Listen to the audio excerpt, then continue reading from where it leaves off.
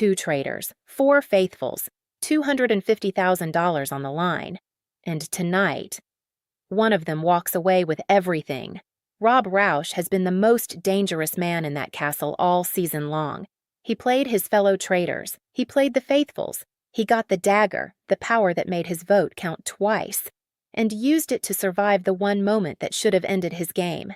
He recruited Eric Nam as his partner not out of loyalty, but because Eric was the most controllable option available to him.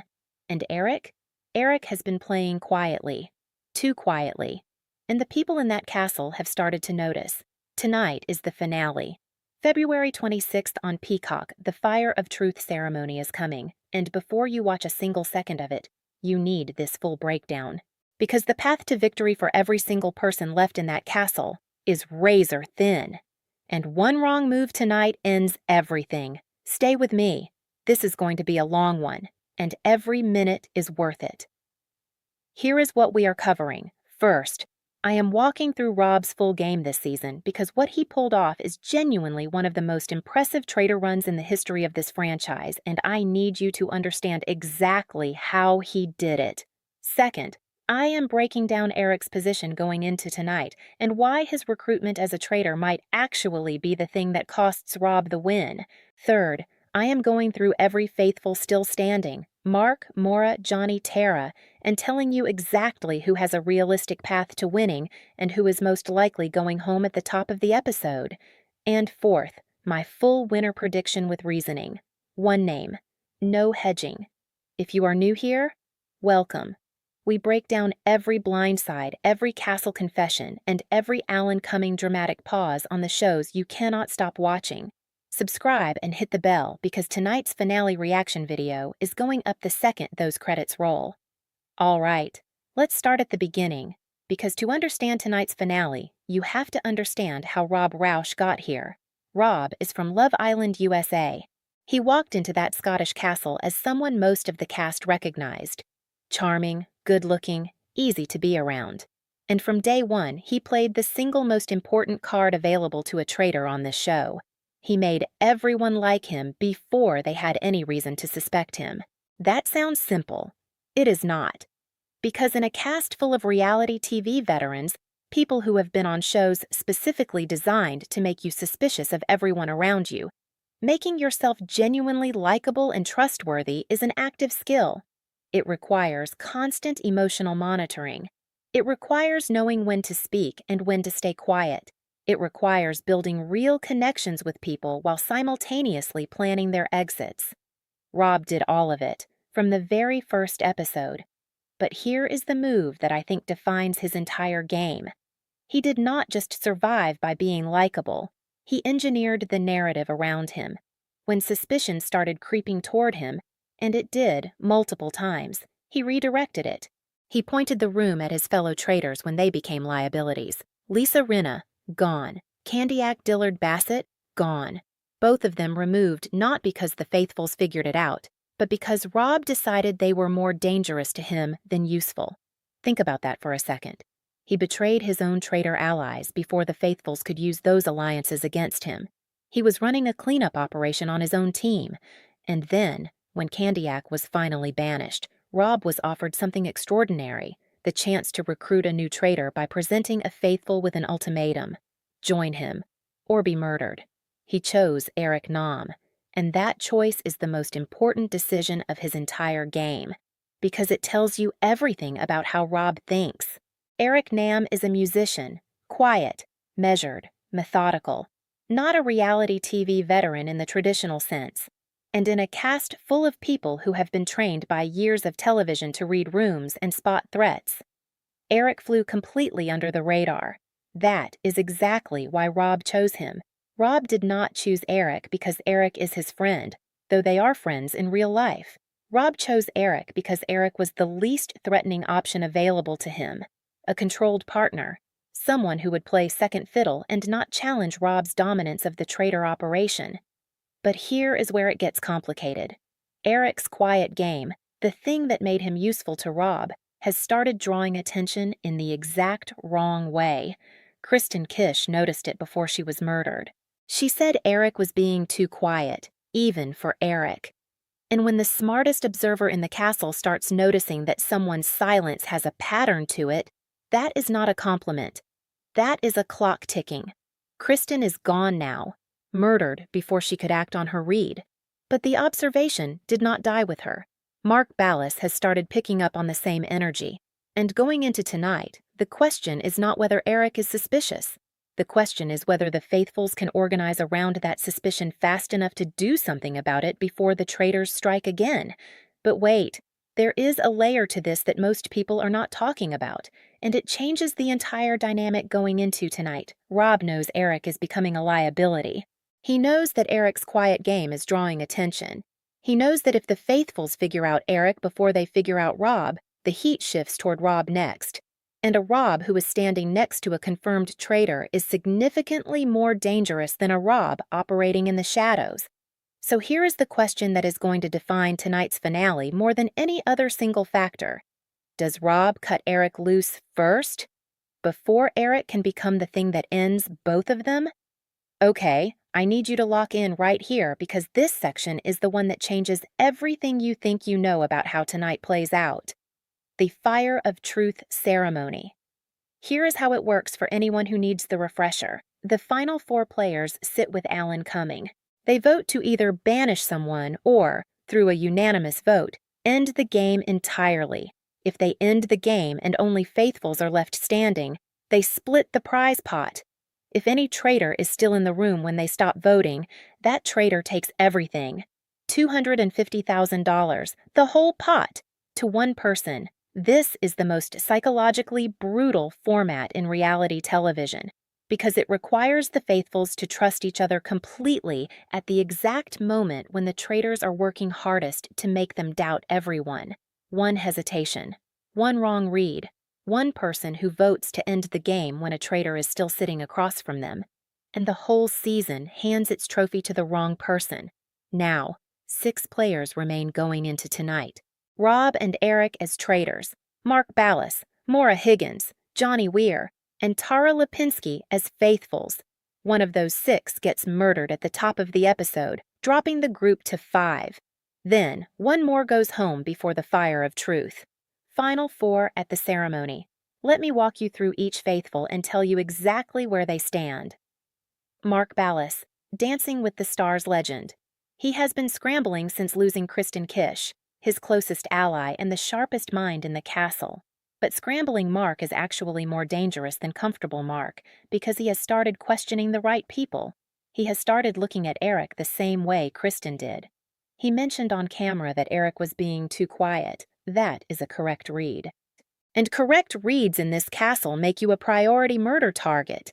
My read on Mark going into tonight. He is the most likely person to get murdered at the top of the episode. The traitors cannot afford to let him share his suspicions about Eric at a round table. He knows too much. He has to go before he can organize anyone around what he knows.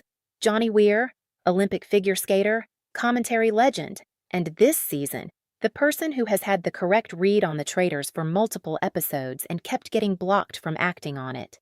Johnny knows. He has known. The problem is that knowing and doing are 2 completely different things in this game. When you are in the minority, correct information does not save you. Numbers save you. And going into tonight, Johnny's numbers depend entirely on whether he and Tara survive the opening murder and can flip Maura before the fire of truth. Can you believe that? This man has been right about the traitors for weeks, and the game has kept him from being able to do anything about it. If Johnny survives tonight and actually gets both traitors banished, it is one of the most satisfying payoff moments this show has ever produced. Tara Lipinski, Olympic gold medalist. And this season, the person who has been openly, loudly, almost proudly lost for most of the game. She said on camera multiple times that she has no idea what is happening. She backed off of her suspicion of Rob at a round table in a way that drew confused looks from everyone watching at home. She and Johnny are publicly tight, which the traitors have used as a reason to keep Tara around as a smokescreen. But that same public alliance makes her a potential banishment target if the traitors need to separate them. The best-case scenario for Tara is that she rides Johnny's correct reads all the way to the fire of truth, follows his lead, and ends up on the right side of the final vote. The worst case is she gets to the ceremony and second-guesses everything at the exact wrong moment. And then there is Maura Higgins, Love Island UK, and in my opinion, the single most important player in tonight's finale. Not because of her reads, not because of her strategy, but because of her position. Maura is fully convinced that Rob is not a traitor. She has defended him. She has vouched for him.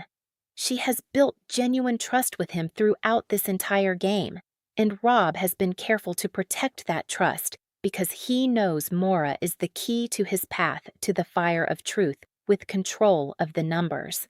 Here is the thing about Maura's position. If she is wrong about Rob, and she is, then she is the faithful most likely to accidentally hand the traitors the entire prize pot, not out of malice, out of genuine misplaced trust. And in this game, genuine misplaced trust is exactly as dangerous as being in an alliance with a traitor. The question going into tonight is whether anything, a murder, a round-table conversation, a last-minute confession from the right person, can crack Maura's belief in Rob before the fire of truth. Hot takes. Let's go. Hot take number 1. Rob Rausch has played one of the top 3 traitor games in the history of this franchise. And I am not being hyperbolic. What he did this season, betraying his own allies before they could become liabilities, recruiting a partner specifically because that partner was controllable, using the dagger to survive the moment that should have ended his game, and maintaining a genuine likable reputation all the way to the finale, is masterclass-level traitor gameplay. Boston Rob in Season 3 gets talked about as the gold standard. Rob Rausch in Season 4 deserves to be in that same conversation, whether he wins tonight or not. Hot take number 2. Eric was the wrong choice as a recruited traitor, and I think Rob knows it. Eric's quiet game works perfectly as a faithful. As a traitor, it creates a tell. The silence that has a pattern, the one that Kristen noticed and Mark is now picking up. A better recruited traitor for Rob would have been someone loud and chaotic enough to absorb suspicion naturally. Someone whose drama level already made them a target regardless of alignment. Eric is too controlled, too measured. In a game where traitors need to blend in and deflect, Eric's style of blending in looks different as a traitor than it did as a faithful, and the veterans in this cast can feel the difference even if they cannot fully articulate it. Hot take number 3, and this is the one the comments are going to split on completely. The most deserving winner of Season 4 is not Rob. It is Maura Higgins. She has navigated an incredibly complex social landscape, avoided serious suspicion, built the most important relationship in the game with the most dangerous traitor, and positioned herself to either ride that alliance to a solo traitor victory or survive as the last faithful standing. The fact that she has been wrong about Rob's alignment this whole time does not diminish her game. It actually makes it more impressive. She built real trust with someone who was actively deceiving her, and that trust is the thing keeping her alive. Surviving this, cast for this long while being that close to a traitor without being exposed as complicit, that is a game. Comment below. Team Rob, Team Maura, or are you one of the people screaming at your screen for Johnny Weir to finally get the win he deserves? I need a name. Tell me exactly who you think walks out of that castle tonight with the money and why. Full prediction. One name. Here we go. Mark gets murdered at the top of the episode. He is the biggest immediate threat to the traitors, and they cannot let him reach a round table with his current read on Eric. Johnny survives the opening murder, but with Maura locked into her Rob alliance, Johnny and Tara cannot flip the numbers at the round table. Tara gets banished. The traitors sacrifice the safer option to break up the figure skating pair and remove Johnny's closest ally. Final 4, Rob, Eric, Maura, Johnny. At the fire of truth, Johnny tries to convince Maura one last time, and here is where the whole season turns on a single moment. Does Maura finally crack? Or does she hold the line on Rob? My prediction: Rob cuts Eric loose before Maura has to make that choice. He lets Eric take the banishment vote, knowing that sacrificing his partner is the only way to make the fire of truth look clean. With Eric gone, it is Rob, a supposed faithful Johnny, and Maura. Johnny calls to end the game. Maura agrees. Rob votes with them. And Rob Rausch takes $250,000 home alone. My winner prediction for the Traitors Season 4 is Rob Rausch, not because I want him to win, but because he has played every single move of this season with the specific goal of standing at the end alone. And tonight, I think he finishes what he started. All right, let's land this plane. 2 traitors, 4 faithfuls, 1 fire of truth ceremony, and $250,000 that tonight belongs to either the most masterful traitor this show has ever seen, or the faithfuls who finally figured him out just in time. The Traitors Season 4 finale drops tonight, February 26th at 9 p.m. Eastern exclusively on Peacock. The reunion special follows immediately after. This is a 2-hour television event, and you need to be watching. My full live reaction and episode breakdown goes up tonight the second those credits roll. Every elimination explained. Every fire of truth moment broken down. And if I am wrong about Rob winning, I will own it completely. Drop a like if this got you hyped for tonight. Subscribe if you are new. The post-finale breakdown is going to be everything. Hit the bell so Peacock and YouTube cannot keep you away from it. I will see you on the other side of the fire of truth. Let's go.